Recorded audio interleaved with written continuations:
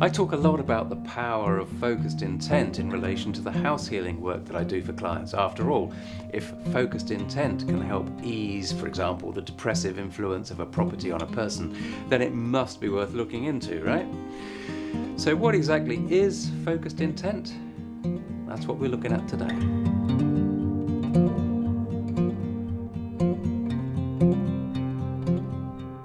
Hello there.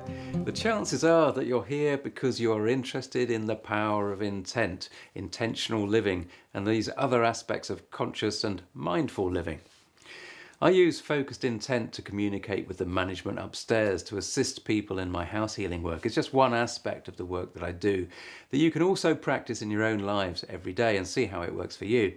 Other techniques include meditation, mindfulness and dowsing. So if that sounds like the sort of thing that you might be interested in, then click subscribe, click the grey bell icon to get notified every time we upload a video or do a live Q&A.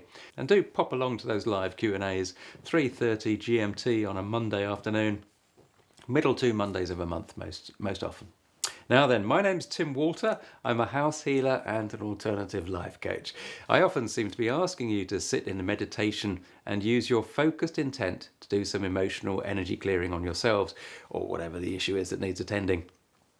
And of course, in my house healing work, it's focused intent that I'm utilising when I ask the management upstairs to help clear a person's house of unwanted and detrimental aspects.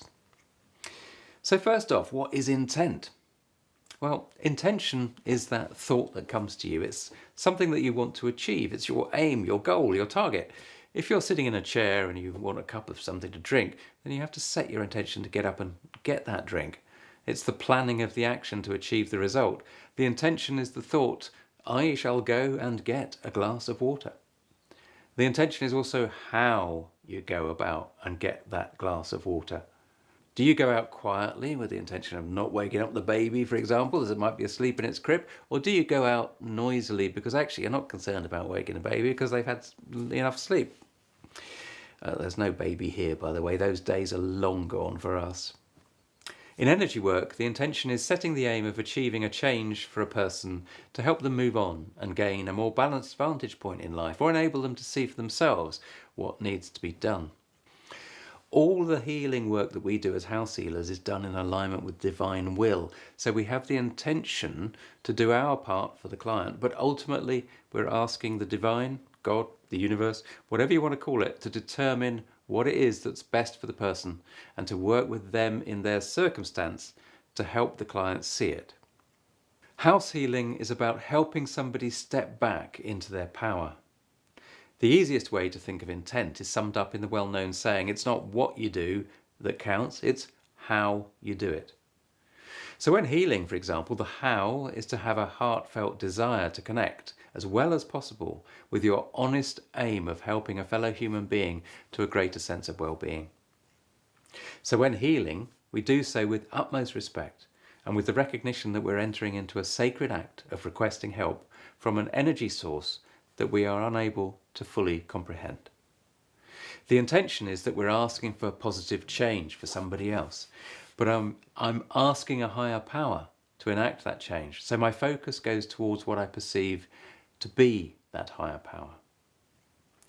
Once again then, just to repeat this, the intent is the way that we ask. And the focused part is required because the act of tuning into the highest power, in other words, in actually gaining the connection, is one that requires us to concentrate, to be still, to be as relaxed as possible, both in mind and body, and to trust. This enables us to align ourselves as closely as we can to an aspect of the divine that is within us. It's within all of us, this God aspect. Another way of describing focused intent may well be to say that it is simply prayer. Now, the big thing that is really important here is that there are many ways of connecting to the creative forces of the subtle world around us. And what I want to stress is that we're connecting always at the very highest level we can, and we are setting our intention to work with the greatest good. Entering into working with subtle energies of creation is not something you want to take lightly, which is why it most certainly isn't cool and it certainly isn't special. Everybody can do it, but it has aspects that are a little bit dangerous to work with if we don't do it in the right ways. So it might be dangerous to work with energies that might make you feel uncertain, or to enter into this sort of practice with any degree of fear.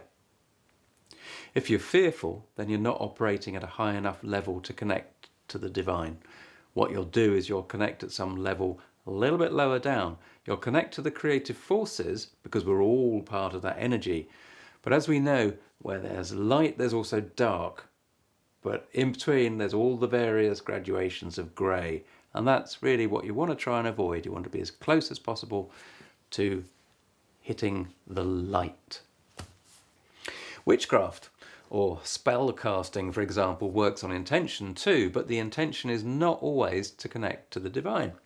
And often people are adding their ego energy into the mix as well. They're asking for things for their own benefit or self-satisfaction.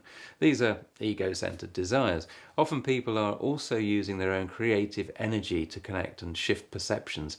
And using your own energy is a sure way to make yourself pretty unwell.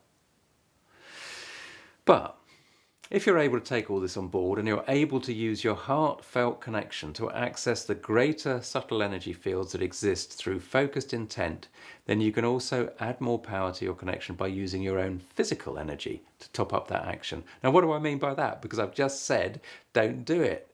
What I mean is, I don't mean using the same aspect. I mean, what I mean is using the human energy, the physical energy, which really is movement, for example, kinetic energy. So this would be like movement or sound, speaking, singing, chanting, or making music. See, I mean, shamans use music and drumming in particular, but sometimes that drumming is used to enhance a trance-like state.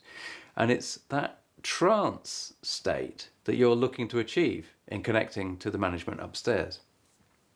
And being focused for half an hour at a time will enable you to create change for somebody else, or for that matter, for the good of the planet as a whole. Holding a trance-like state in mindful self-awareness is, of course, called meditation. And that's something else I go on about here on this channel. And hopefully, though, what I've talked about today has helped you see why. So good luck, and I hope this has been helpful, and I will see you here next time for some more on dowsing, mindfulness, and creating harmony in your world by seeking balance in all things. So take care. Bye-bye now.